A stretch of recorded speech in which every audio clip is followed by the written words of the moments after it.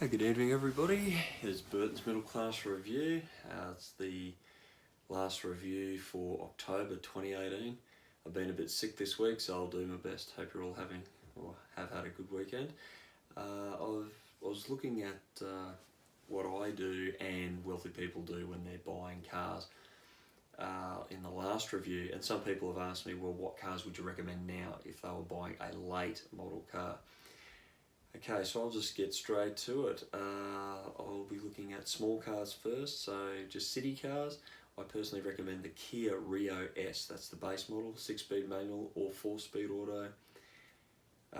It's a well-designed car, really well-designed small car, really reliable. Kia have a 7-year warranty on this vehicle, and I believe it was designed by an engineer that was poached from Audi.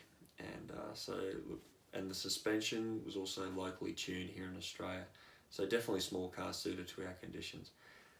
Going up to the next size hatchback, I'd be looking at an i30 by Hyundai. They have a 5-year warranty. The boot space is excellent. It's probably the ideal size for a hatchback. Power wise too, 120 kilowatts, dynamically fantastic. Hyundai actually tested over 200 different variations of the suspension to suit Australian conditions. So definitely a good car. Yes, the Corolla is the mainstay, and I would say the current model Corolla that's just come in seems really refined, but it's got really small boot space. And I don't know if it'll be as practical as the previous model Corolla was, but the previous model Corolla, which was superseded in August this year, look, great car. An Ascent Sport would be ideal for just about anyone really, but dynamically the i30 is superior. Then let's go up to a next size vehicle. I'd say a small SUV. Now the Mazda CX-3 seems to be a massive seller in Australia at the moment. It's based on the Mazda 2. It's actually not based on the Mazda 3. This car, look, I find them quite small inside, and I do know that Mazda's servicing costs aren't that cheap. You're looking at over $360 for a basic service for a CX-3. I'd be checking out Mitsubishi's ASX. I also know a lot of reviewers say that in the small SUV area go for a Hyundai Kona. However, the Hyundai Kona is actually smaller inside than the ASX, and you know, they're based on the i30, but they have less interior space than an i30. They use more fuel, and they seem a little bit noisy, to be honest. I don't know why you just wouldn't buy an i30 hatch and forget about getting the Kona SUV. But I would go for the Mitsubishi ASX, very reliable, and Mitsubishi is the one Japanese brand that actually has a 5-year warranty. Now, here's for the big seller in Australia, dual cab 4-wheel drive utility vehicles. They're the big sellers right now, dominated by Ford Ranger and Toyota Hilux, and mainly they're top of the range ones, the SR5 Hilux and XLT Ranger. Although I think the Ranger has now bought out a Raptor or something like that, even more expensive, around 70 grand. Anyway, I'd be personally looking at the Mitsubishi Triton.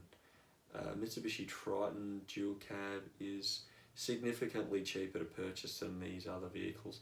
Has an excellent warranty, also really reliable.